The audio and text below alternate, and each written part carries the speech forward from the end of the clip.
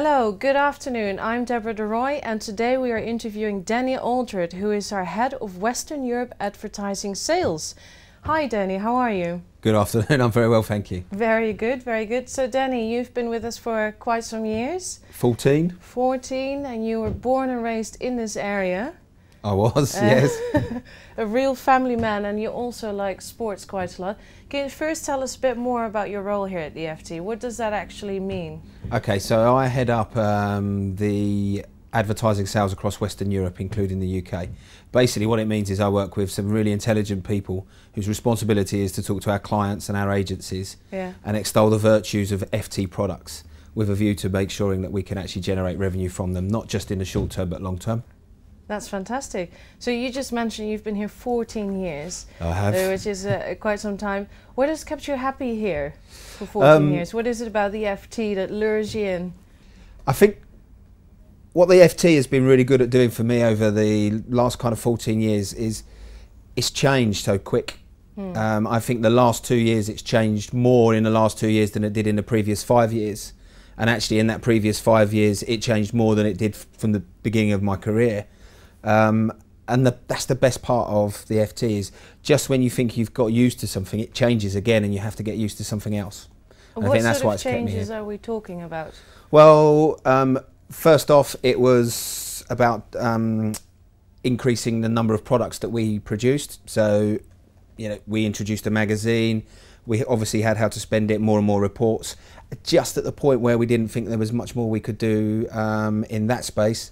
Then came along an expansion of conferences. Just at the point where you think, actually, is there more we can do there? The whole world of digital just explodes. And the world of digital is changing on an hourly basis, not just weekly or annually.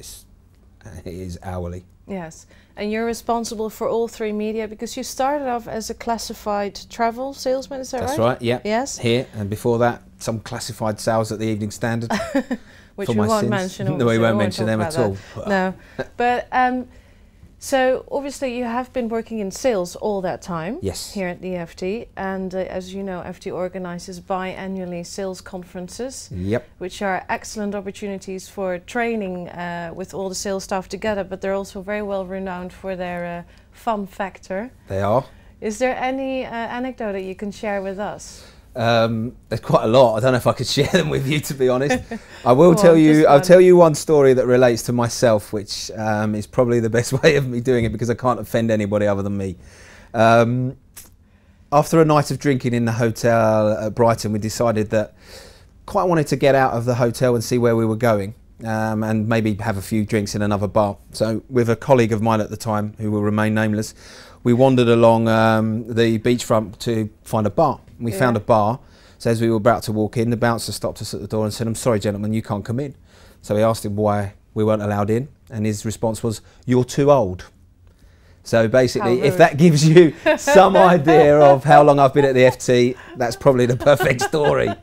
So what did you end up doing? We ended up trying to find another bar. And it was about 1 AM in the morning. We just about managed to find one. Brighton's renowned for its bars. Good. Well, that's a really good story.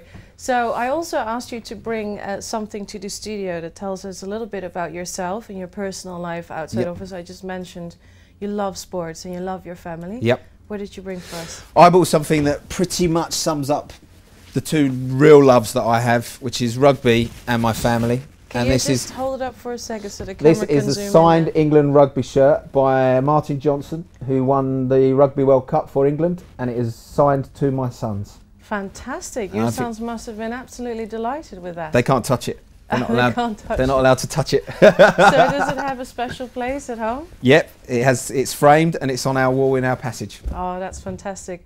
Well, thank you very much for bringing it in, and thank you for sharing with us today. Thank you very much indeed. There's definitely been, over the time I've been doing this job, so many stories, so many different elements of the crisis that we're still in. So that has been fascinating.